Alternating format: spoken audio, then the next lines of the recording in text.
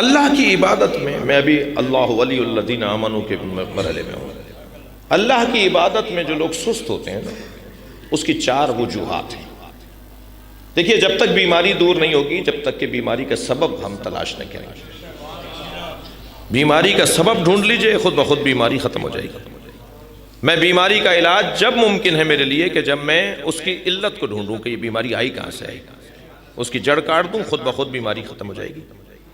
اللہ کی عبادت میں سستی کے 4 موٹے سبب ہیں.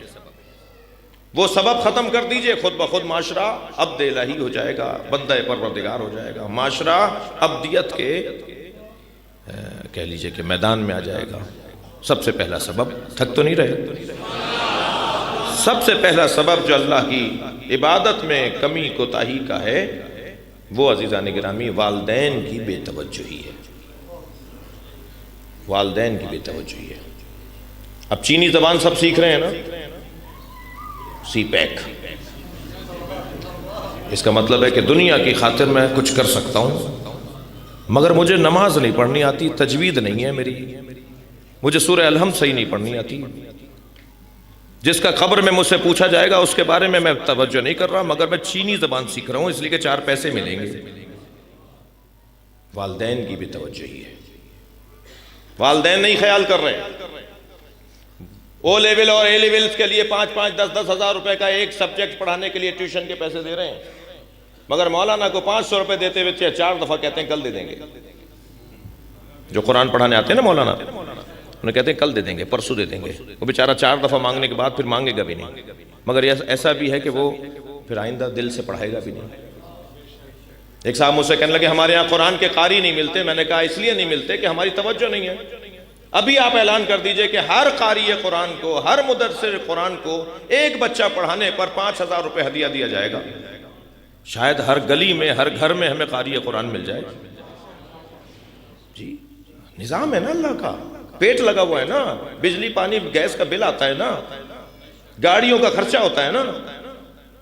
ایک جگہ ہم گئے، وہ ایک صاحب لفافہ دینے لگے، کہنے لگے جی مولانا ہے حجت الاسلام ہے، انہیں لفافہ کیوں دے رہے ہو؟ میں نے کہا بھائی یہ تو حجت الاسلام ہے، ان کی گاڑی تو فیول، ان کی گاڑی تو پیٹرول کھاتی ہے، ان کی کار حجت الاسلام تھوڑی ہے.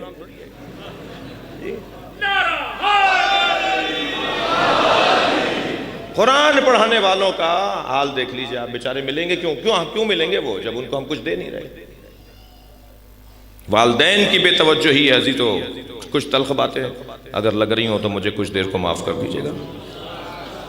والدین کی بے توجہی ہے. والدین کی بے توجہی ہے جس کی وجہ سے اللہ کی عبادت میں کمی ہے. دوسرا سبب بتاؤں عزیزان گرامی؟ دوسرا سبب ناآگاہی اور عدم علم ہے. اللہ کی معرفت کی کمی ہے، عبادتوں کے فائدے کی کمی ہے. یعنی فائدوں کو نہیں جانتے. نماز کا کیا فائدہ ہے، روزے کا کیا فائدہ ہے، حج کا کیا فائدہ ہے، معلومات نہیں ہے. جب معلومات بڑھتی ہے تو شوق بڑھنے لگتا ہے. دوسرا سبب اللہ کی معرفت. اگر مجھے کوئی کہنا کہ بھئی آپ ذرا اپنے چہرے کو تو دیکھیے، 4-6 کروڑ روپے کا تو چہرہ ہے، پھر تھوڑی سی بات سمجھ میں آنے لگا، اچھا اتنا مہنگا کیسے؟ ہم نے کہا جی 1 آنکھ 1 کروڑ میں بیچو گے؟ کہنا نہیں 1 کروڑ میں تو 1 آنکھ نہیں بیچوں گا. تو تمہاری آنکھ 1 کروڑ سے زیادہ مہنگی ہے نا. ناک دو گے اپنی کاٹ کے 2 کروڑوں میں؟ کہا نہیں 2 کروڑ مجھ سے لے لو، میری ناک کا پیچھا چھوڑو. جی میں اپنی ناک نہیں کٹواؤں گا 2 کروڑوں میں. تو ابھی یہ چھوٹی چھوٹی چیزیں جو ہمارے بغیر مفت میں ہمیں ملی ہوئی ہیں نا، جو بغیر کسی عوض کے اللہ نے ہمیں دے دی، یہ اتنے سے چہرے پہ 8-10 کروڑ روپے کی چیزیں لگی ہوئی ہیں. تھوڑا سا غور کریں. ایک اگر میری پلکیں ہیں، میرے بھاؤں کے بال اگر ختم ہو جائیں اور ایک رہ جائے، میں لاکھوں روپے خرچ کر دوں گا کسی طرح یہاں بال آ جائے جو مفت میں آئے ہوئے ہیں. جی ایسا ہی ہے یا نہیں؟ تھوڑا گردن ہلائیے نا. کتنا میں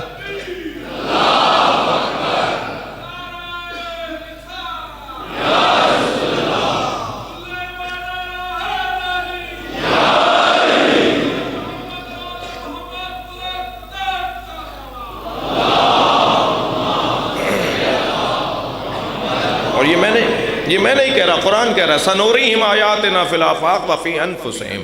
تم اپنے اوپر غور کرو ہم نے تمہیں کیا کیا دیا ہوا ہے.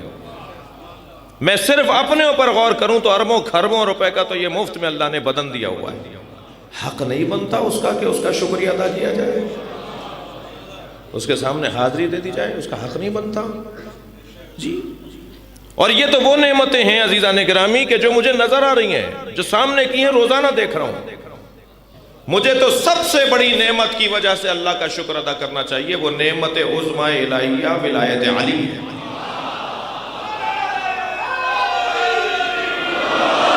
یا اللہ میں تیری بارگاہ میں اس لیے حاضر ہوا ہوں کہ میرے دل میں علی بستا ہے.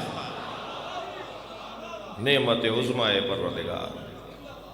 وقفوہم انہم مسئولون, روکو انہیں, ان سے سوال کریں گے, ان سے سوال ہونا ہے. ثم لتسألن یومئذ عن النعیم, پھر اس کے بعد سب سے بڑی نعمت کے بارے میں سوال ہوگا.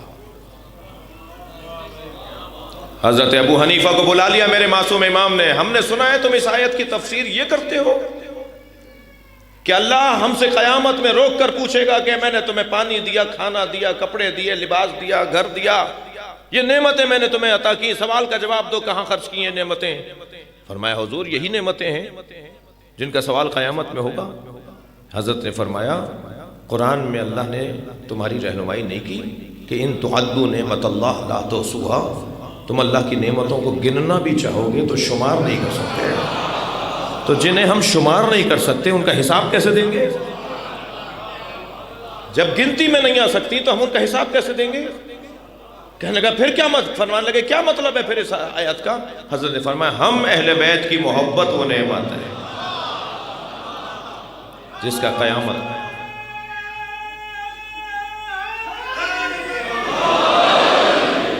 قیامت میں سوال ہوگا. ہم نے تمہیں محبت اہل بیت دی, یہ سب سے بڑی نعمت ہے. وَاذْكُرُوا نعمت اللہ علیکم, اللہ کی ایک نعمت کو بار بار دہراؤ. وہ ایک نعمت کون سی ہے بھائی؟ یا اللہ تو خود بتا دے وہ ایک نعمت کون سی ہے. وہ نعمت عظمی ولایت علی ہے. علی, علی کا نام, علی کا ذکر بار بار کرو, اس نعمت کو دہراتے رہو. عزیزان گرامی خبردار یہ بات نہ کریں بار بار کہ بار بار علی علی کرنے سے, ہر بار علی علی کرنے سے کیا مل رہا ہے.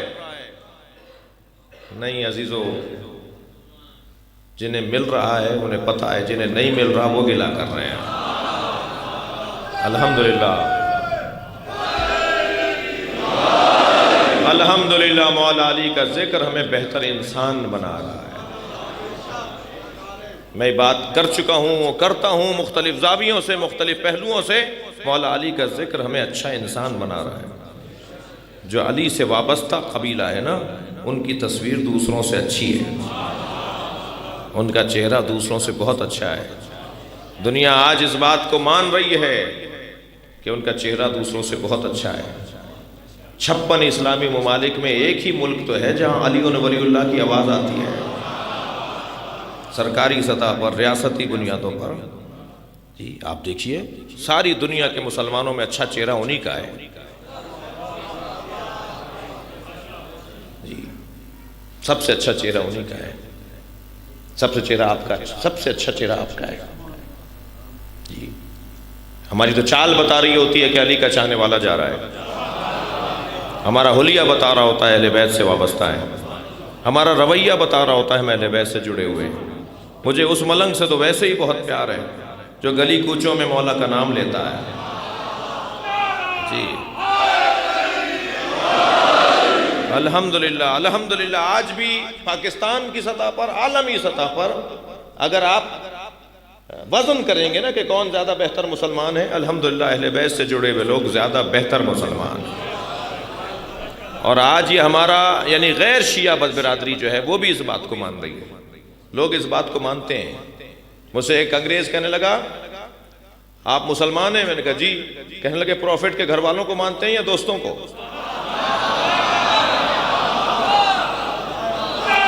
جی میں نے کہا پروفٹ کے گھر والوں, پروفٹ کے دوستوں کا احترام کرتے ہیں مگر پیروی گھر والوں کی کرتے ہیں.